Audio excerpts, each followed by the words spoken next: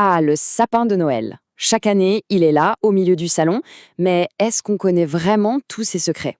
Aujourd'hui, on part explorer son univers, d'où il vient, comment bien le choisir, et surtout, comment faire pour qu'il reste magnifique pendant toutes les fêtes. Allez, c'est parti, on va trouver le compagnon idéal pour ce Noël. Tenez-vous bien, 6 millions, c'est le nombre juste incroyable de sapins naturels qui s'installent dans les foyers français tous les ans. C'est une tradition qui est vraiment ancrée, et en plus c'est un marché super local, parce que la plupart de ces arbres sont cultivés juste ici, en France. Mais voilà, face à ce choix immense, la question qui tue. Comment on fait pour trouver le sapin parfait? Celui qui est fait pour nous? Eh bien, c'est exactement ce qu'on va voir pas à pas. Ok, première étape de notre mission, le format. Parce que, avant même de parler d'espèces, il faut choisir entre 4 grandes familles, et chacune a ses petites particularités. Alors, on a 4 options sur la table. Le sapin coupé, c'est le grand classique. Le sapin en pot, lui, il est vivant, on peut même le replanter. Le floqué, c'est pour ceux qui veulent un effet neige à tout prix. Et enfin, l'artificiel, la solution qu'on réutilise. Pour ce tour d'horizon, on va se concentrer sur les sapins naturels, qu'ils soient coupés ou en pot, pour bien comprendre ce qui les différencie. Ça y est, le choix du naturel est fait? Super. Maintenant, place au grand combat des 4 stars de la saison.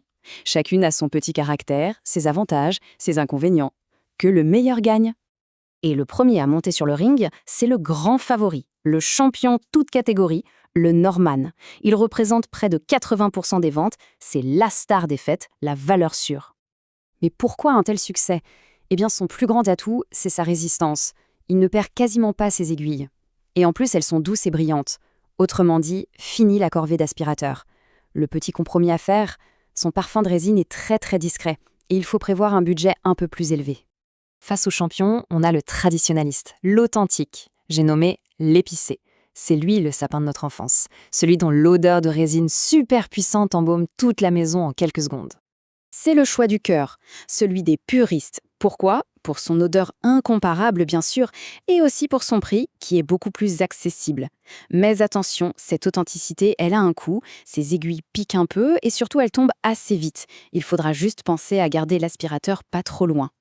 Un peu moins connu, mais tout aussi intéressant, voici l'élégant, le raffiné de la bande, le Nobilis.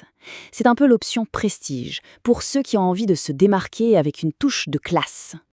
Le Nobilis, on pourrait dire que c'est le couturier des sapins. Il a une couleur bleutée qui est juste magnifique, il sent bon et il tient bien ses aiguilles. Le revers de la médaille, son prix est assez élevé et il n'est pas toujours facile à dénicher en magasin.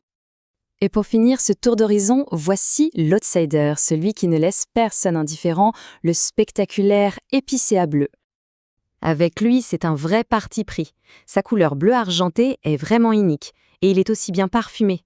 Le petit bémol, ses aiguilles sont, redoutablement piquantes. Et son prix est aussi assez élevé, surtout qu'on le trouve principalement en pot. Bon, au final, malgré tous ses concurrents, le grand duel se résume souvent à ça.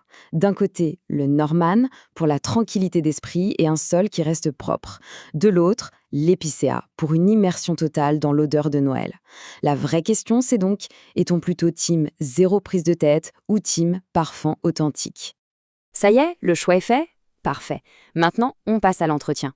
Parce qu'un beau sapin, c'est bien, mais un sapin qui reste frais et vert jusqu'au bout, c'est encore mieux.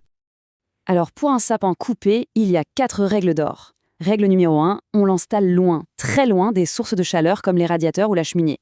Règle 2 et 3, hyper importantes, on lui donne à boire. Un pied avec un réservoir d'eau, c'est juste indispensable, et on le remplit régulièrement. Et enfin, règle 4, si c'est possible, une petite douche au vaporisateur sur les aiguilles, il va adorer. Pour un sapin en pot, là on parle d'en être vivant, donc on le bichonne. D'abord, on l'arrose bien comme il faut avant de le rentrer. Ensuite, comme son cousin coupé, on le tient à l'écart de la chaleur. Troisième point, on arrose la terre très très régulièrement, mais sans noyer non plus bien sûr. Et enfin, on n'hésite pas, là aussi, à vaporiser ses aiguilles pour le rafraîchir.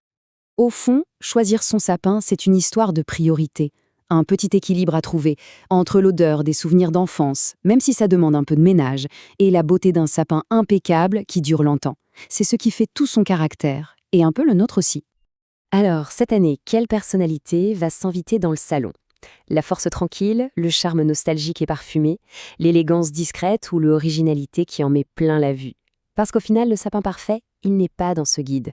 C'est simplement celui qui rendra votre Noël absolument unique. Joyeuses fêtes